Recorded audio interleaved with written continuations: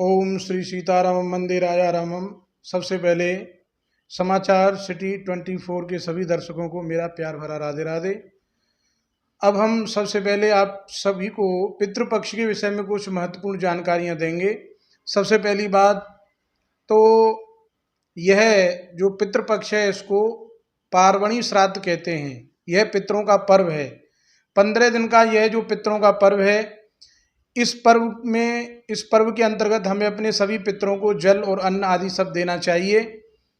ये हमारे लिए बड़ा ही महत्वपूर्ण है।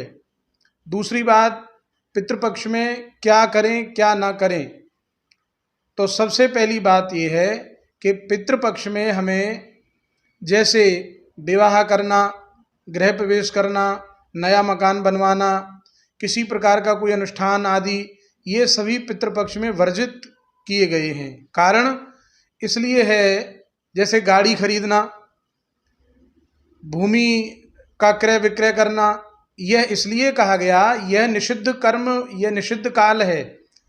किस लिए निषिद्ध काल है? अपवित्र है इसलिए नहीं, इसलिए कहा गया कि यह 15 दिन केवल हमें पितरों के लिए मिले हैं और इन 15 दिनों में हमें केवल पितरों से ही संबंधित कार्य करने चाहिए।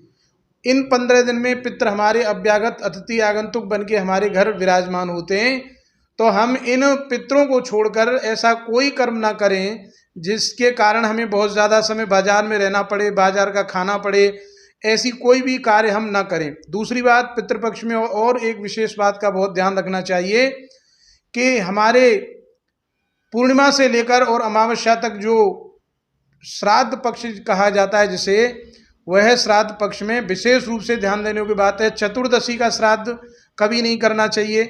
चतुर्दशी का जो श्राद्ध है वह केवल उन पितरों के लिए किया जाए जो पितर हमारे युद्ध काल में मारे गए हैं।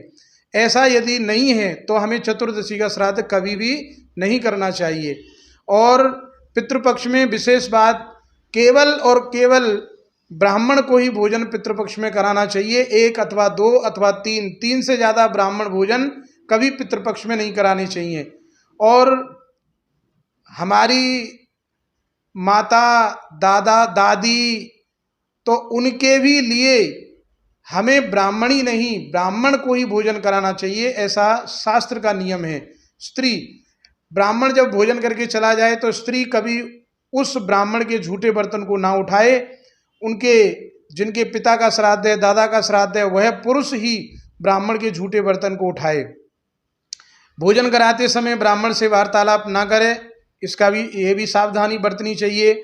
और सबसे महत्वपूर्ण बात यह है कि पितृपक्ष में कई बार लोगों के मन में ऐसा भाव है कि हम नया कपड़ा ना पहने, हम नए जूता चप्पल ना खरीदें, हम कोई नई चीज़ ना खरीदें। ऐसा नहीं है, ऐसा किसी शास्त्र में वर्णन नहीं है। केवल इतना है कि ऐसा कोई भी कार्य हम न करें जिस कार्य से हमारा ध्यान भटक कर और पितरों की ओर ना लग के अन्य दूसरी जगह हमारा ध्यान